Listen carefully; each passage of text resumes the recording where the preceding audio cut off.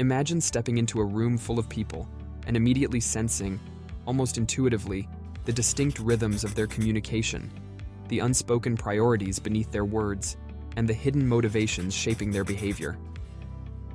Wouldn't it be incredibly helpful to instantly decode your boss's body language, grasp your best client's true intentions, or pick up on what's really going on with that quiet colleague? There's a way to better interpret these signals, and it's exactly what inspired Thomas Erickson to write Surrounded by Idiots. Instead of bogging us down with complicated theories, Erickson presents a simple model, 4 colors, that makes it easier to understand human behavior. Let's be clear from the start. This isn't a rigid formula, but more like a compass that helps us navigate a diverse crowd. Think of these 4 color types as the cardinal points of our relationships. We're not cramming humanity into neat little boxes, just offering a basic tool to move with more ease through a complex social landscape. Consider a certain type of person who radiates charisma and bright energy, someone you notice before they even speak. A real people magnet who loves to chat, toss out brilliant ideas, and draw everyone into the fun. In Erickson's system, we might label this personality as yellow. If you imagine communication as a grand banquet, the yellow type is the life of the party, bouncing from guest to guest, telling stories, suggesting games, and infecting everyone with their boundless optimism. Their challenge? Turning big dreams into tangible actions, rather than getting lost in endless daydreams. On the opposite side of the spectrum, picture someone who would keep a stopwatch in one hand and an instruction manual in the other. They break everything down into tiny logical pieces, demand precision, and obsess over details. This is the blue type. While everyone's celebrating, a blue might check the guest list 3 times, fret about table placement, or wonder if all the health and safety rules have been followed. Without clear guidelines, they risk feeling overwhelmed, not because they lack creativity, but because they need a well-defined map before they start their journey. Then there's the individual who thrives on stability and familiarity, someone who prefers the comfort of the known to the unpredictability of the unknown. This is the green type, calm, reassuring, and easily unsettled if dragged into chaotic or unexpected situations. They don't crave applause or force their opinions on others. Instead, they step back, ensure everything runs smoothly, and make sure no one is left out. The downside is that their love of tranquility might turn into resistance when change appears on the horizon.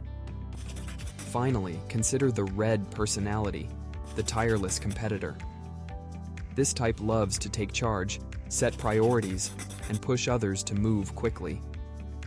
Think of them as a driven conductor, eager to reach the grand finale, and with little patience for long-winded explanations. They want tangible results, immediately, and might seem indifferent to subtleties or other people's sensitivities. Their weak point? If you keep them from steering the ship, force them into slow, plodding procedures, or make them focus on trivial details, they'll lose their cool. What happens when these colors interact in daily life? A yellow and a red, both fast-paced and energetic, might spark fantastic ideas and quick decisions, but risk talking over each other without truly listening. A blue and a green, more thoughtful and measured, can work well together at a slower pace, though sudden choices might feel like a nightmare to them. A yellow and a green will find harmony in relationship building. One fuels the party spirit, while the other ensures nobody is sidelined. A red and a blue, both focused on results, differ in approach. One wants to charge ahead, while the other prefers to weigh every option. And if you pair them poorly, a red and a green might end up like a race car driver stuck with a passenger who hates speeding. The driver longs to accelerate, the passenger hits the brakes.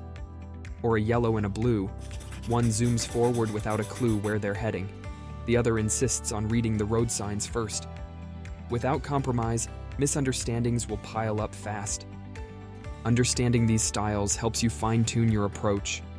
With a red, be direct and skip the fluff.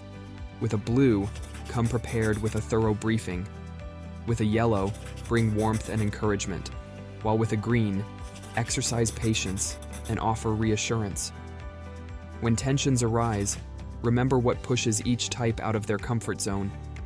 The red panics if blocked from taking action, the yellow suffers if ignored, the green freezes if forced into unfamiliar waters, and the blue struggles if their careful plans are derailed.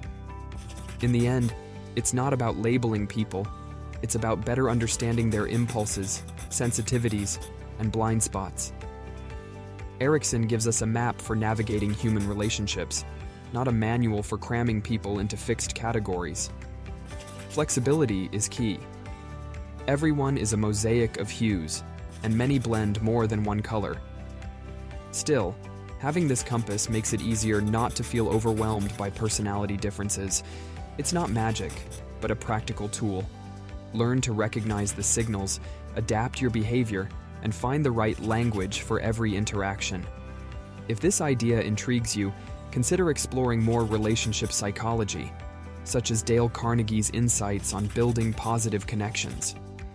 Remember, there are no wrong people, only approaches that don't fit.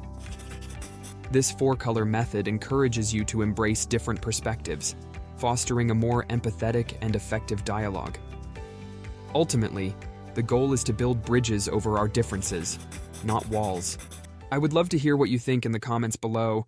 Subscribe to the channel and activate the bell so you don't miss any content, and thanks for watching this video.